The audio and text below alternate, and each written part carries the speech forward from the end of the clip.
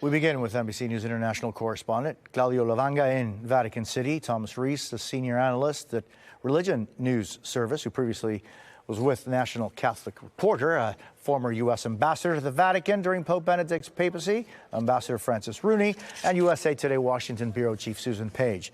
Claudio, take us to the Vatican right now. What's it like? Jose, you can see behind me, there's still a lot of people here in St. Peter's Square and around the Vatican. Now, this is about 6 o'clock in the evening, but there's people that have been trickling in all day. There were already a lot of people here even before the announcement of the Pope's death, because this is Easter Monday. It is a national holiday. It is also a Jubilee year. But then, of course, a lot of people also came here to pay their respects after the announcement of the Pope's death earlier this morning. Well, now the Vatican has announced that in about an hour and a half from now in St. Peter, they will recite a rosary in memory of Pope Francis, and he's invited the faithful to come along and join them in the rosary. Also, in about a couple of hours from now, an American cardinal, Cardinal Kevin Farrell, who's acting as the Camerlengo of the Catholic Church. This is the name of a local kind of a temporary administrator of a Catholic Church in between popes.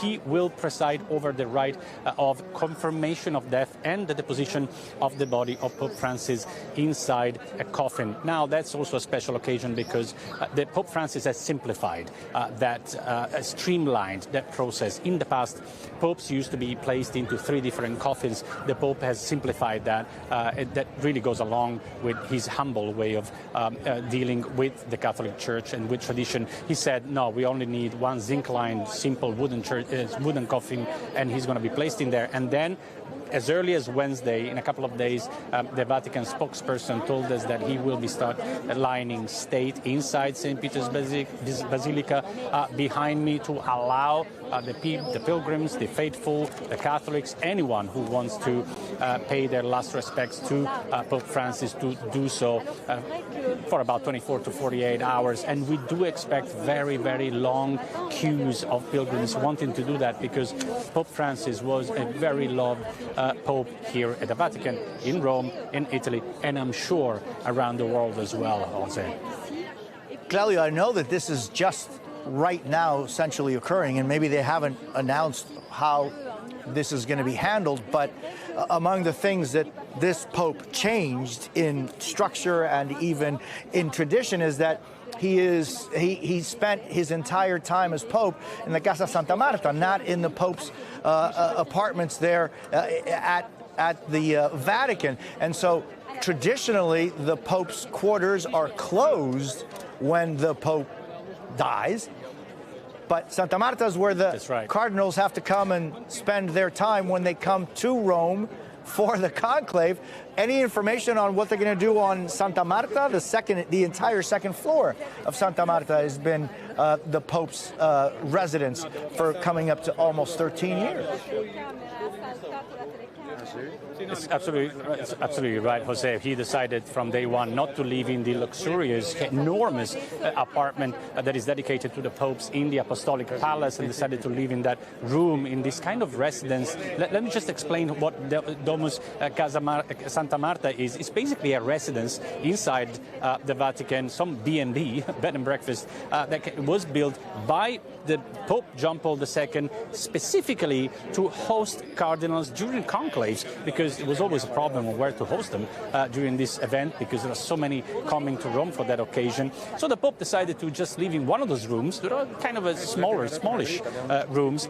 And as you mentioned, it is not clear what's going to happen. Are they going to seal that room instead of the papal apartments where he's never lived? It's not very clear. And by sealing his room and the whole floor, are they going to take away one or several rooms away from the cardinals who are coming for the conclave? That is one of the things that the Vatican had not really specified or confirmed. So we'll have to wait from them to understand what's going on there, Jose.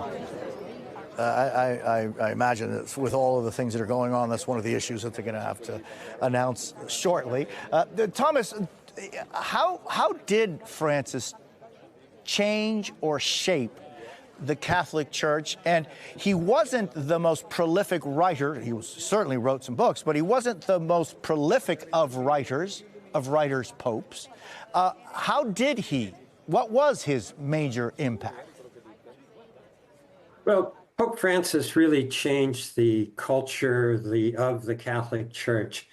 We've in the past tend to shake our fingers at people and condemn things and be kind of a nag. Pope Francis wanted to embrace people, wanted to welcome them. He talked about the church as a field hospital for the wounded, not a country club for the beautiful people. So he was very pastoral. He was also very prophetic. He spoke out on issues of justice and peace and, was just longed for peace in the Middle East and Ukraine and parts of Africa that are warring. And he also spoke out in defense of the environment.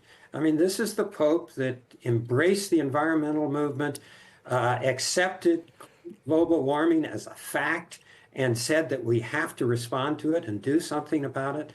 So these are the kinds of things he did to change the nature of the Catholic Church and also to really have an influence on the world in which we all live.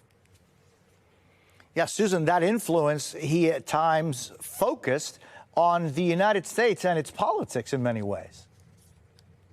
You remember 2015 when the Pope came to Washington, the only Pope to address a joint session of Congress, and with a different message than other modern popes had had. He talked not only about the issue of abortion, which had put him at odds with many Democrats, he also talked about issues like climate change and immigration and a Middle East peace, things that sometimes put him at odds with Republicans.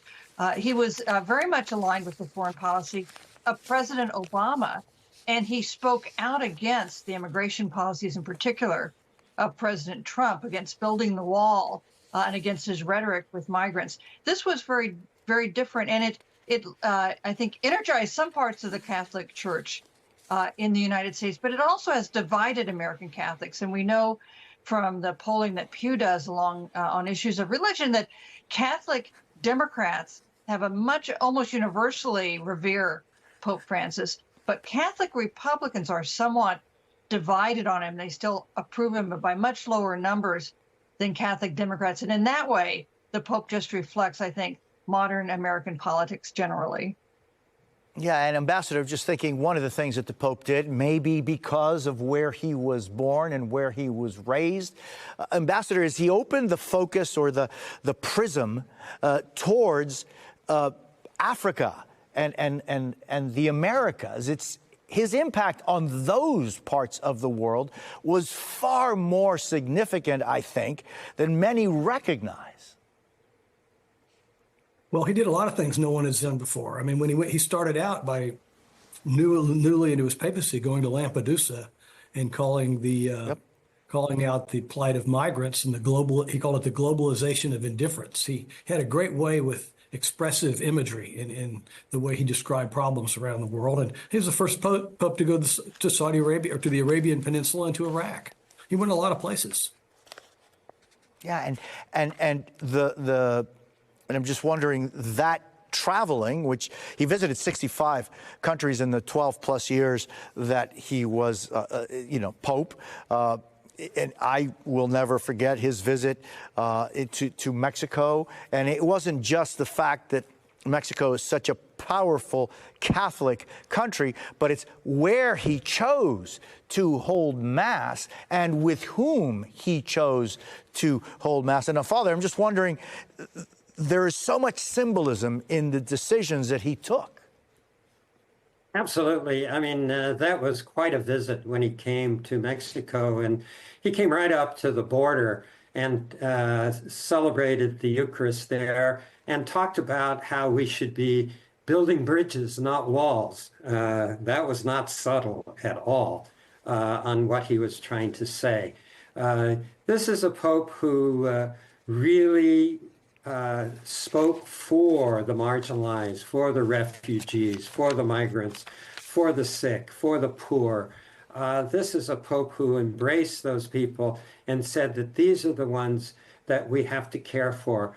Because his whole message was one of compassion, how much God loves us, and then how God is calling us to respond by loving our neighbors, loving one another, especially the poor and the marginalized.